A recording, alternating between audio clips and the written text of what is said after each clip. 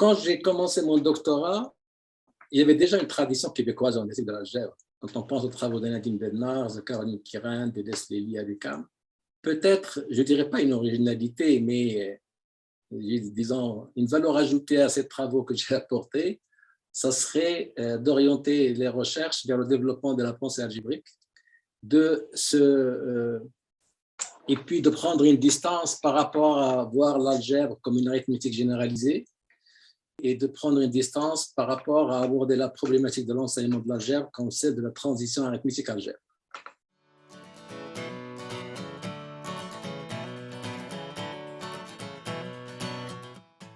La première, je pense que c'est la primauté de la pensée.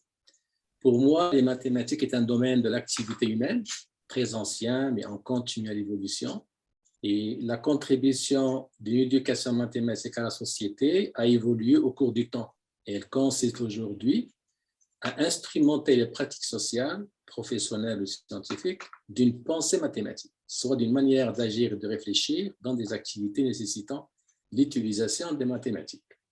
Aussi, il est important de caractériser cette pensée de manière suffisamment opératoire à travers les différentes formes qu'elle prend dans diverses activités mathématiques. Une autre idée, développée initialement avec Lucie de Blois, est de modéliser l'enseignant en formation comme un complexe épistémologique, c'est-à-dire comme une entité adoptant des postures épistémologiques distinctes, chacune rattachée à une institution particulière. Une institution mathématique, une institution didactique, pédagogique ou pratique de l'enseignement. Et une activité de formation est potentiellement efficace si elle engage ces différentes postures dans des interactions de connaissances.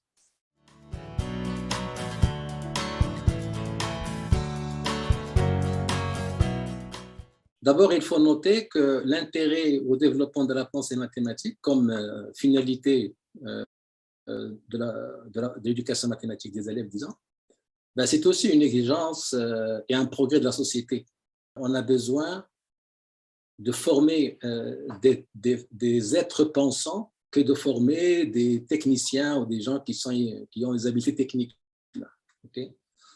Alors, on sait maintenant, il y a, avec le développement de l'informatique, les calculs maintenant se font plus facilement, aisément et plus puissamment par des machines. Mais par contre, on a besoin beaucoup plus de personnes qui sachent résoudre des problèmes en proposant des algorithmes à des machines pour les exécuter que des personnes qui sachent calculer des solutions. Okay? Voilà. Donc, il y a un intérêt au développement de la pensée. Okay?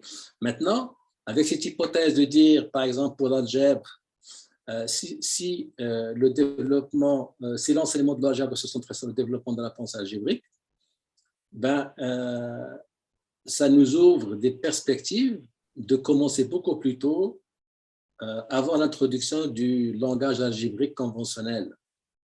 Parce que la pensée peut se développer bien avant qu'on a les outils, disons, ostensifs de l'activité mathématique. Là.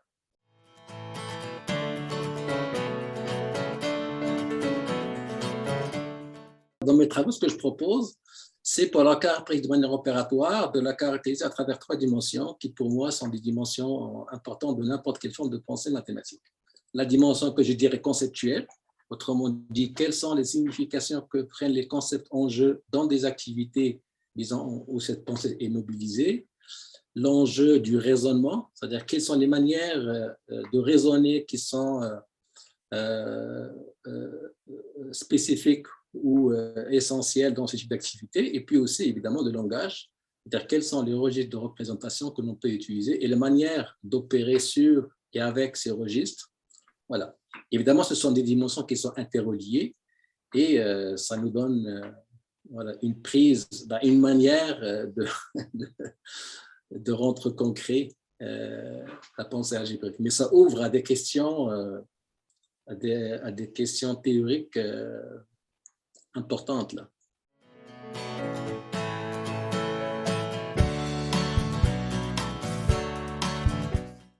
Le modèle de l'enseignant en formation comme complexe épistémologique, pour moi, est un outil très puissant pour le formateur.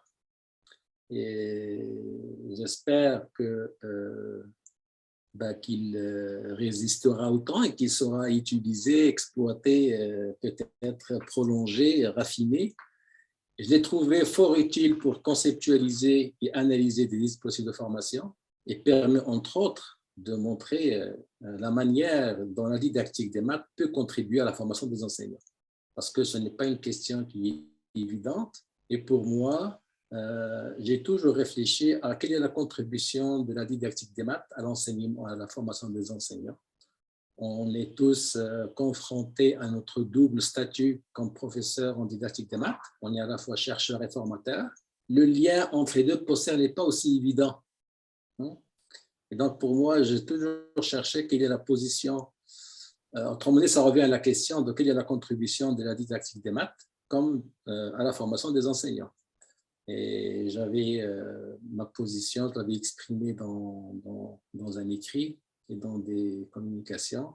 Ce n'est pas une posture, ce n'est pas une contribution par l'enseignement de la théorie, donc ce n'est pas par la prescription de la théorie, ni par la prescription de la pratique. Un formateur n'est pas un super praticien et un enseignant conforme n'est pas, enfin, pas un didacticien, chercheur. Et donc, il faut trouver. Alors, ce modèle permet, à mon avis, de clarifier la question. Et clarifier la question, c'est qu'on forme bien l'enseignant dans nos cours, on vise bien à former l'enseignant dans nos cours de didactique, mais on le fait à travers, on l'aide à développer une pensée didactique, cette pensée didactique qui est utile à l'exercice du métier de l'enseignant. Évidemment, pour développer cette pensée didactique, il faut convoquer les différentes postures et les mettre en relation. Voilà, je pense que cette idée a un potentiel et des conséquences importantes sur la formation.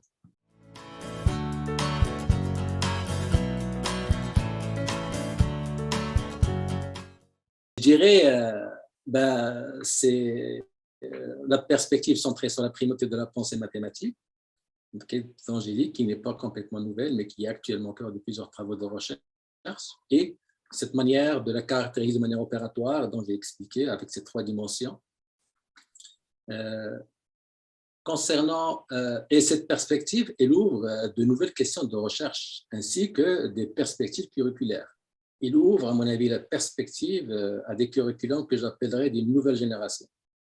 Alors, ces curriculums seront organisés selon des trajectoires coordonnées de différentes formes de la pensée mathématique de manière continue, du primaire à la fin du secondaire. Alors, c'est un chantier énorme de recherche qui n'est non encore sérieusement commencé. Et j'espère que la communauté des didacticiens des mathématiques s'en investisse. Quand on regarde, par exemple, les recherches sur le développement de la pensée algébrique, bien qu'ils ont commencé depuis plus d'une dizaine d'années, mais on est encore à des premiers balbutiements. On cherche toujours le moyen de comment cette forme de pensée peut se développer d'une manière continue, du primaire jusqu'à la fin du secondaire. Mais évidemment, il n'y a pas que la pensée algébrique comme forme de la pensée mathématique. Il y a aussi, il ne faut pas que la pensée algébrique se développe au détriment d'autres formes de la pensée. Il y a pensée algorithmique, pensée arithmétique, pensée géométrique. Et donc, si on veut, les prochains curriculums, on le voit déjà, ils commencent à structurer leur contenu sur la perspective du développement d'une forme de pensée. Quand on regarde tous les curriculums, tous les programmes de type Early Algebra, ils sont dans ce sens, bien que sur le plan conceptuel, ils ne l'affichent pas clairement. Alors, imagine qu'il faut coordonner ces différentes formes de pensée. Alors, c'est un chantier énorme, à mon avis. Et ça va occuper la recherche en didactique des maths pas mal d'années.